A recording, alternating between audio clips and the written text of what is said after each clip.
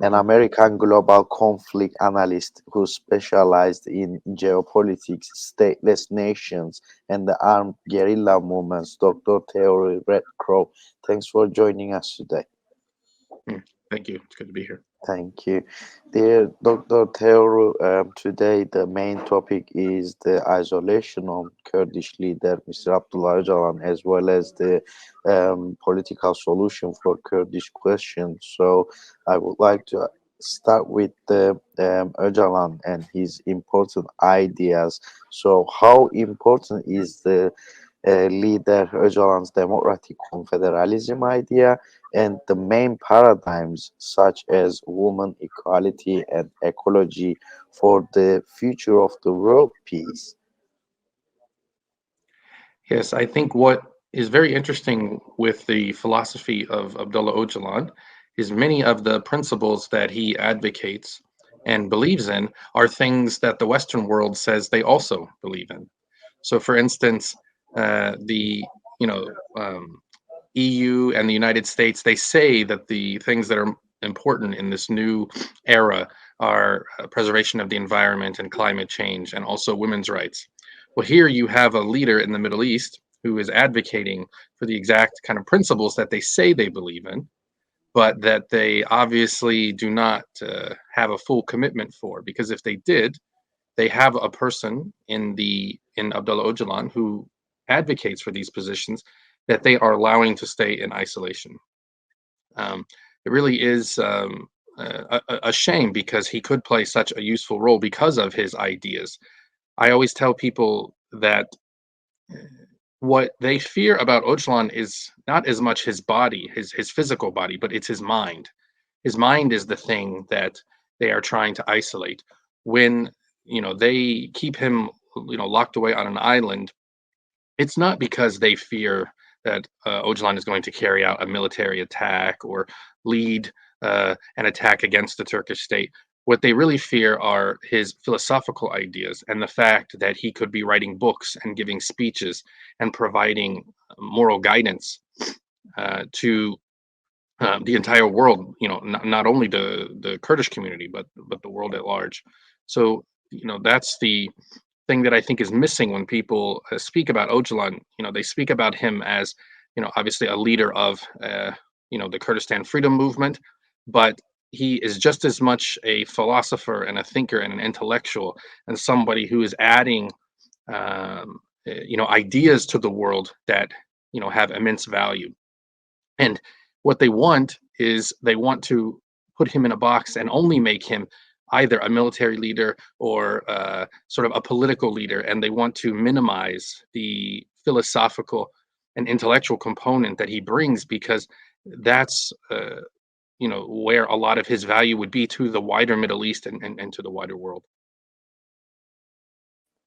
Thank you, Doctor. Also, as you mentioned, it's mostly sounds for the Western powers for the imperialism and capitalism, not physically Öcalan's body, but his thoughts.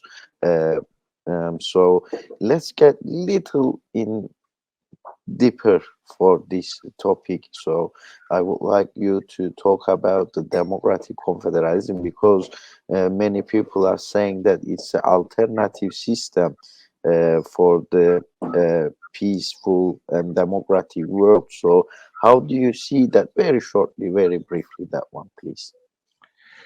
Yeah, I mean, democratic confederalism also provides a solution um, to many stateless groups around the world because of the fact that it focuses on local control.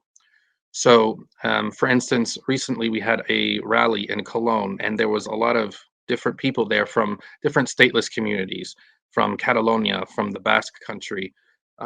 We had people from other places who see in democratic confederalism an idea that they can implement themselves, because it really is a bottom up rather than a top down political solution, and it gives local control to people.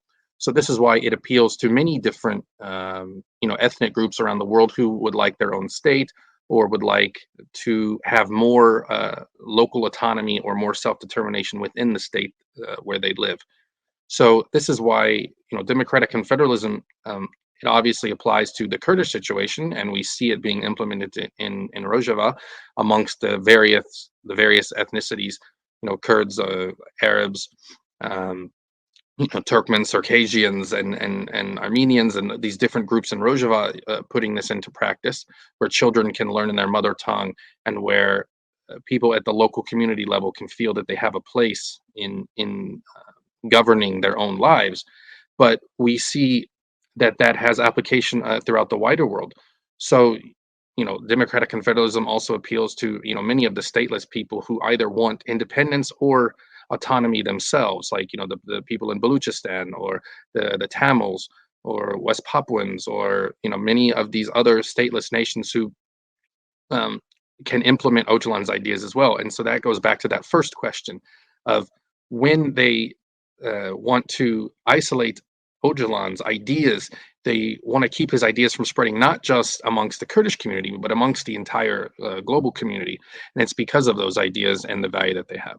Thank you, Doctor. So, also would like to ask you that how important is the solution of Kurdish question for the region and for the whole world? Because we can see that Middle East is kind of a war zone right now, and then on the other hand, Öcalan's ideas that we talked about to is the way to bring peace to the Middle East, which is going to be example to the whole world.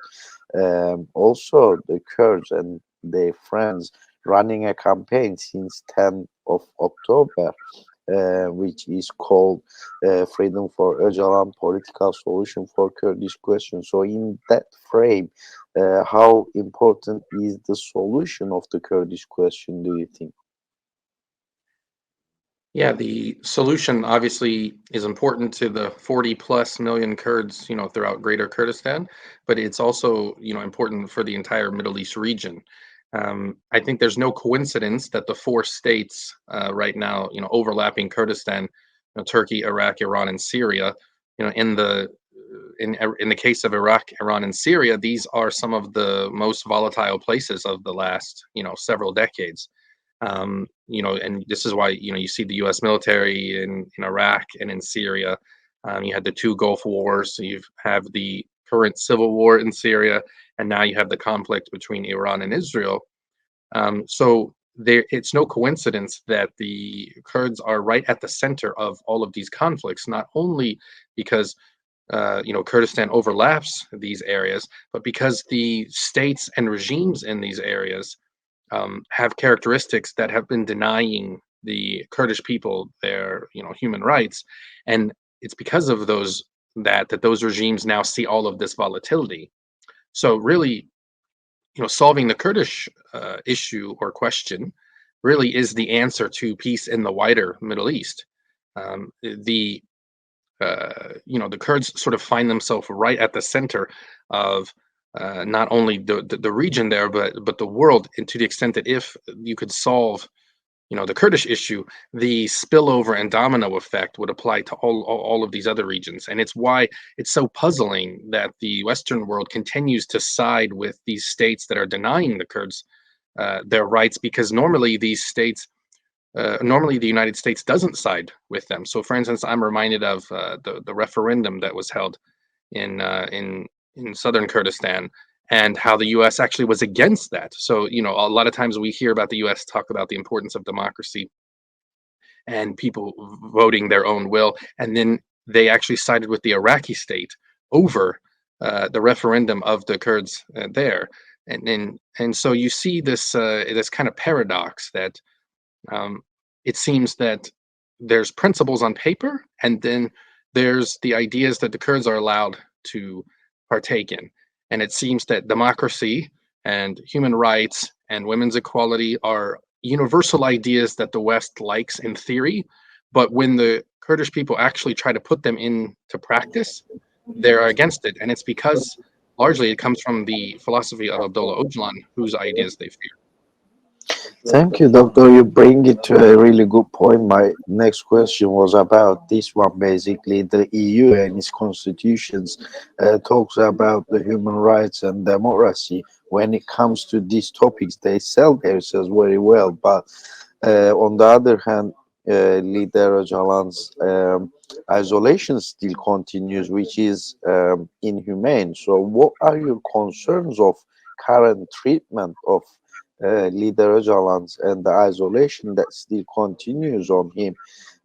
This is kind of a torture, one of the worst tortures. So, what is your comments on that isolation, and how would you see it from the human rights perspective? Yeah, the isolation, we should clarify the illegal, and inhumane isolation that Abdullah Ocalan is suffering on Imrali Island really is a shame of, the century at this point. And when you look at the situation, the Turkish state was very open about what they were trying to do back when they wanted to execute Öcalan and basically kill him. They then decide. I think they realized not only did they need to get rid of the death penalty to get in the European Union, but they realized that it would cause an uproar against the Kurdish people. So instead, if you go back and look at the comments they made at that time, they wanted to give him a slow death, essentially. And you've heard Imrali Island recently in one of the letters sent to the CBT compared to a floating coffin. And I think that's accurate in a way, because what the Turkish state wants to do is they want to apply sort of a slow death to Öcalan over many years, because they realize they couldn't directly kill him. So it's like, well, if we isolate him for 30 years in complete isolation, maybe that's even better, because it's like a slow torture. And all international laws have recognized that it is illegal to hold a person in extreme isolation and deny them contact with the entire world. Um, it was from 2000 or from 1999 to 2009. He was the only prisoner on Imrali Island. So for 10 years, he was essentially kept there alone. Um, and even when they added in, several other inmates, you see a situation where the Turkish state has tried to apply an extreme isolation. So, for instance, at one point they were limiting all outside contact.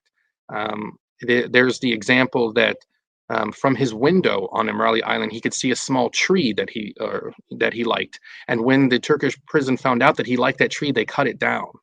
And so you see this kind of cruelty that they're trying to apply. And then even when like a small bush, I think, started to grow, again, and they remove that. They don't even want him to see green. They don't want him to see the sunlight. He years ago he complained to his lawyers that he couldn't get any direct sunlight, that he couldn't feel the wind on his face, that he couldn't feel the kind of basic things that a human being deserves, the kind of things that make us human. Isolation of this kind is an extreme, form of torture. Even though it's not physically, harming a person, you're not basically breaking their bones, but you're trying to break their spirit. And in some way, it's even deeper. It's kind of a more painful way to treat a person. And so this is what they have been essentially doing to him for a quarter century now. I mean, for 25 years. Your audience should imagine, the idea of what if someone told them that they were going to put, right now it's 2024. What if someone said they were going to lock you in a closet until the year 2049? How would you feel? Would you consider that torture, or would you consider that, oh, it's just, waiting through the time? So it really is a extreme, um, travesty, that in the way that he's being treated, and it's why there should be a lot more outrage. As we see, if you look at that, for 25 years, for a quarter century, they have been keeping him isolated, and that's really why it is such an outrage, and why the entire world should really be speaking out against this, because really the world is on the wrong side of history in this situation, and they're going to look back in the decades to come and realize, wow, where was the Western world during the situation where you had a leader of millions of people who was treated in such a cruel way, in this modern era where we like to believe that we have safeguards against this kind of torture. The, as you mentioned, Öcalan's isolation is kind of one of the worst tortures. So, would like to ask you, how do you think Öcalan fight against this torture? Because today we can see his ideas spread it to all over the world. There is concerts for Mr. Öcalan's freedom. There is books has been published on his name and about his life as well. So, how important figure is leader Öcalan? Do you think he has a key role to play for the world peace? And today, many people are saying he needs to be free, and there is campaigns for him to be free as well. So, how important figure is leader Öcalan? Yeah, I think he should be freed, especially under European law, which says, the right of hope. Basically, European law establishes that an individual should not spend more than 25 years in prison, and that while they're in prison during that time, they should have the hope of release in 25 years.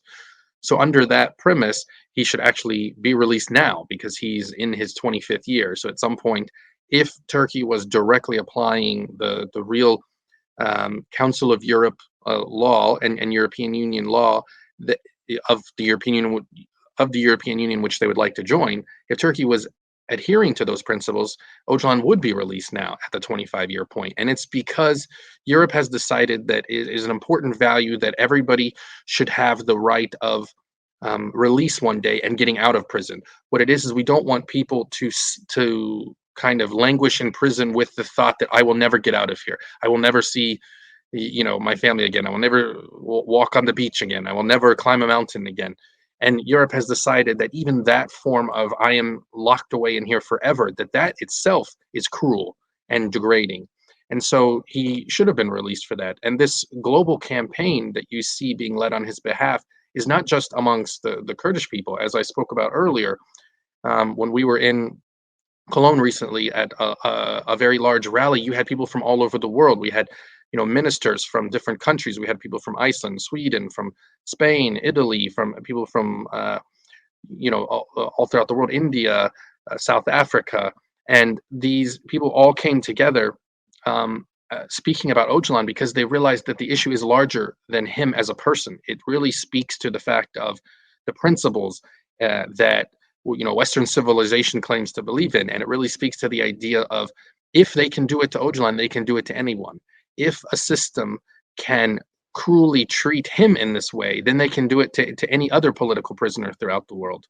And so it's why it's very frustrating when you see some of these Western NGOs who will focus on prisoners in Russia or in, China, countries that they see as competitors to the West or geopolitical foes of the West. They will focus on prisoners in those countries, but they ignore, one of the most important political prisoners in the entire world in Abdullah Öcalan because he's in a NATO country. So because he's in Turkey and Turkey is in NATO, it seems that they get a free pass to carry out a extreme, cruel form of torture that other countries wouldn't get a free pass on. If Öcalan was being held in China right now or in Russia, the United States would be his biggest advocate, and they would be speaking about, his freedom and why he should be released and why it's cruel to hold him there. But because of the geopolitical implications of it being in Turkey, they get the free pass. But we shouldn't have a world where the principles that you have to apply to only exist if you're a foe of the West and not if you're or a so-called ally, as Turkey pretends to be. Thank you, Doctor. So we haven't got much time left, so would like to ask you that important one as well. It's about the CPT, the Responsible Institution for Prevention of Torture, and it's the only institution that can visit Imrala Island where leader Öcalan is under isolation there. But the CPT doesn't share the reports of their visits to Imrala Island on their latest visit to Turkey. They didn't even go and visit the Imrala Island. So how do you see this picture, do you think EU and its institutions have double standards just because of the relations with the Turkey? Also, the EU always, as I mentioned earlier, sell itself very well on the democracy and human rights, but why this is not applied to Leader Öcalan? Very shortly, please. Yeah, if I think the CPT has a very important role to play, and they have historically. In 2009, the CPT visited Imrali Island, and the report that they produced at that time told Turkey that Öcalan should not be the sole prisoner on the island, and that he should have a certain amount of outside time and other rights. And then in 2010, they returned back to the island to check to see if those rights had been increased, and they had been. So the CPT has proven that they can improve the conditions on Imrali Island because they've done that in the past already. However, since then they've been missing in their duties to the point that the CPT has the legal right to visit any prison in a COE country, which Turkey is a COE country. They could go to Imrali Island tomorrow if they wanted. They could send someone there, and they have the right to see every part of the prison. They have the right to interview Öcalan in private so that he can speak about what's really happening to him. Because perhaps if he's, he might be able to say that he's being mistreated in a way that he wouldn't want to say if he wasn't in private. So they have the right to meet with him in private and go to Imrali right now, which is what they should be doing. It's an outrage that they were there in February on the 25th, anniversary of Roja Resh, and they did not, and they didn't visit Öcalan, and they didn't produce a report on that. And it's very important that they do that because they're the only body that has the legal right to enter Imrali Island and to end his isolation. Because you have a situation now where for 3 years he hasn't spoken to his lawyers or family. Um, so for over 36 months, nobody's heard his voice, nobody's seen his face. Nobody is aware right now of his health. Is he sick? Is he ill? How is he doing? Is he even on Imrali Island at this point, or have they moved him somewhere else? All of those things cannot be confirmed until the CPT meets with him and speaks with him and guarantees that he's alive and well. And so this is why it's so important that they visit there, because millions of Kurds are expecting them to do that and to guarantee his safety, because the isolation against Öcalan is not against him personally. It's really against the Kurdish nation and against the Kurdish people. Turkey is trying to punish the entire Kurdish community because they feel if they can enact cruelty on him, it will punish Kurds and cause them psychological trauma. And that's what their real goal is. So, we have to stop not only the isolation and torture of Öcalan, but stop the ways that they use this as a weapon against the wider, Kurdish community. Thank you, dear Dr. Thoreau Redcrow, an American global conflict analyst and specialized in geopolitics as well as the stateless nations. Thanks for joining us. Thank you for your valuable comments today. Thank you.